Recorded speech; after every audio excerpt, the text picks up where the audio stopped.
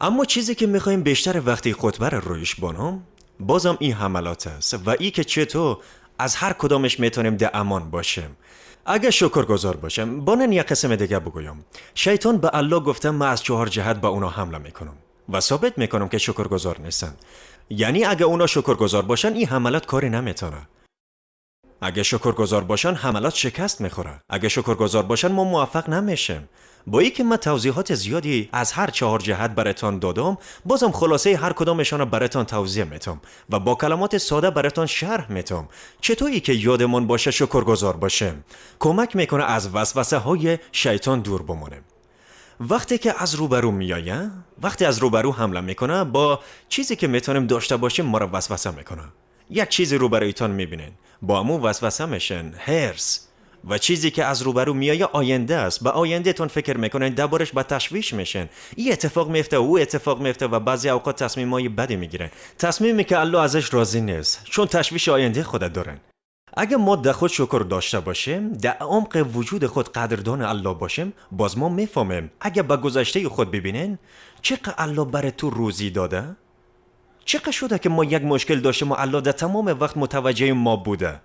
چرا فکر میکنن که یک دفعی الله دیگه از شما محافظت نمیکنه؟ هر وسوسه‌ای که از روبرو میایه، اگه یاد بگیریم به خاطر چیزایی که داشتیم شکر کنیم و به سمت چیز بیشتر از نیازمون نریم، اجازه نتیم حریص شویم، اجازه نتیم تکیه به الله از بین بره، شکر کنیم. اینقدر وقت متوجه ما بوده، چرا حال باید رهای ما کنه؟ این مشابه چیزی است که الله به پیامبر خود صلی الله علیه و سلم گفته: ما ودعک ربک و ما قلا. الله تو را رها نکرده. فقط به خاطری که دوران مشکلی داری و یک چیز روبرویت میبینی و او را محکم میگیری، به خاطری که ناچار هستی؟ نه. ووجدک ضالا فهدى ووجدک عائلا فاغنى. نیاز شدیدی داشتی و قبلا برات روزی داده، به یادش میاره. گذشته باید یادتان بیاره که چقدر شکرگزار باشین، حتی در حالت بحران. به می خاطر این یک نکته کلیدی است. اگه با چیزی که از روبرو میایه وسوسه شدین، اما بنعمت ربک فحدث. پس شما باید با صحبت در موردی که الله چی لطفایی به شما کرده شکرگزار باشین. این کاری بود که یوسف علیه السلام کرد. یوسف علیه السلام با خانم وزیر وسوسه شد. او کوشش کرد فریبش بده. جواب فوری او چی بود؟ معاذ الله انه ربی احسن مثوایا. ربم با ما بسیار خوب بوده. اول او حفاظت الله را خواست و بعد فوراً گفت الله با ما خوب بوده. یعنی ای که او شاکر بود و فوراً شکر الله را میکرد و ای ازش حفاظت کرد. اگه شما به لطف الله متعال به خودتون اعتراف کنین، باز میتونین از حملاتی که از روبرو میایه خود حفظ کنین. حملات از پشت ترسناکتر هستن. حملات از پشت سر، قسمی که قبلا براتون توضیح دادم، بعضی اوقات بعضی اشخاص زندگی پر از گناهی دارن، کارایی را میکنن که نباید انجام بدن و الله اونا را بیرون میکشونه. شاید رمضان قبلی یه اتفاق افتاده، شاید جمعه قبلی، شاید 2 ساعت قبل، من نمیفهمم. اما الله شما را از گناه بیرون کشیده و شما ای را حس میکنین که باری از دوشتان برداشته شده. این احساسی است که شما میفهمین و حتی نمیتونین برای کسی توضیح بدین. اشک از چشمایتان پایین میآید چون الله دوباره شما را به سمت نور آورده و تاریکی را از شما دور ساخته و گناهی که حس میکنین سنگینی میکنه از شما گرفته شده.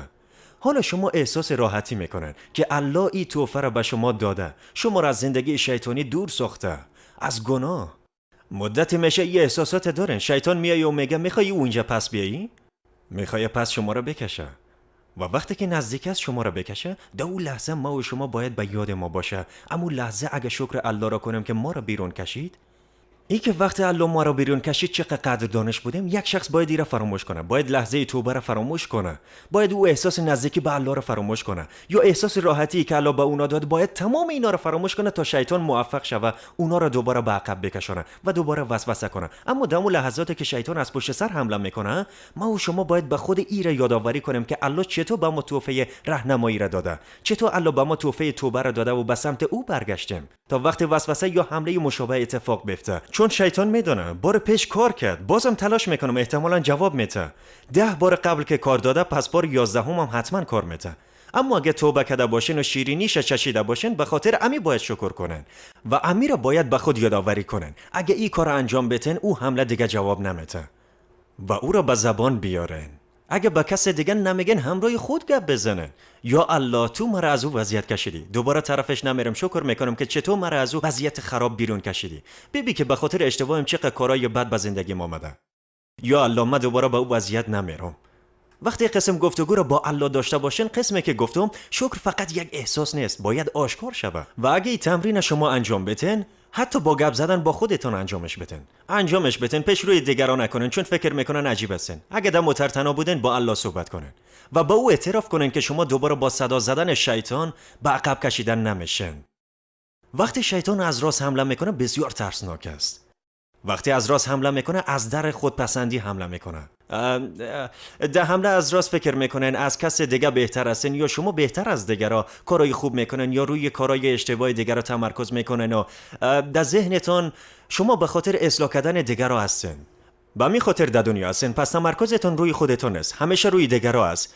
وقتی مردم تو فکر میکنن، در ذهن اونا خودشون صاحب کارهای خوبشان هستن. اگه حج رفتم، یک دستاورد بزرگ است که خودم به دست آوردم.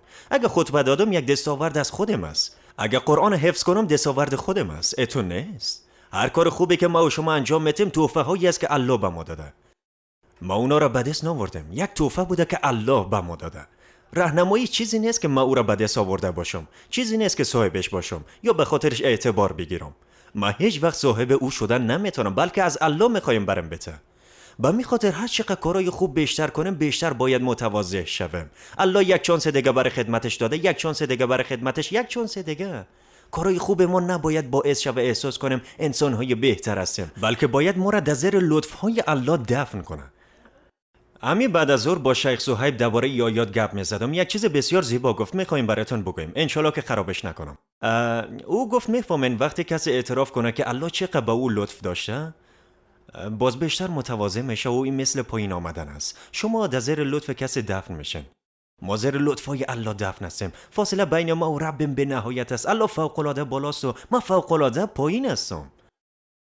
و وقتی درک میکنن که چقدر پایین هستن و چقدر در زیر لطفای الله دفن هستن، وزن لطفای الله روی شما بسیار زیاد است. باز وقتی به پهلویتان میبینن، شما هیچ وقت فکر نمیکنن از او چقدر بالاتر هستن، چون فاصله بین شما و او شخص دیگه 1 یا 2 اینچ است و در مقابل فاصله بی‌نهایت بین شما و الله متعال هیچ چیزی نیست. این فاصله بین ما، فاصله خوب و بد دیگه به رب دیده میشه، دیگه به این چیزا فکر نمیکنه، چون بسیار در عمق لطفای غرق کننده الله غرق میشه.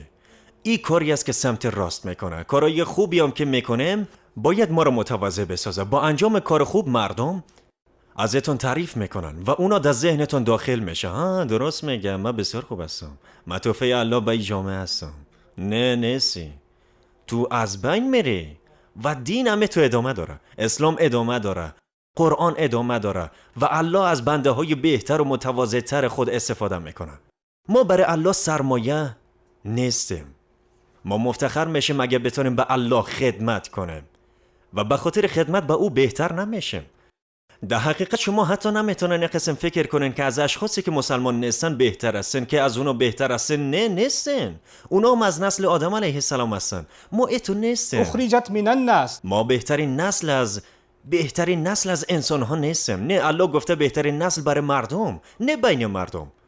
ما از دیگرها بهتر نیستیم، ما برای دیگرها بهتر هستیم. این کاملا فرق داره. فهمیدن؟ وقتی شما در زندگیتون در یک کار خوب و نیک شریک میشن، باز شیطان از یک راه مخفی میآید، برای شما یک احساس بلند بودن و مهم بودن میته. شکرگزاری ای از هر باری که چانس انجام یک کار خوب داشتین، شکر الله را کنن. هر بار شکرگزاری. شخصا این یک تست برای خود ما بود که به شما هم پیشنهاد میکنم.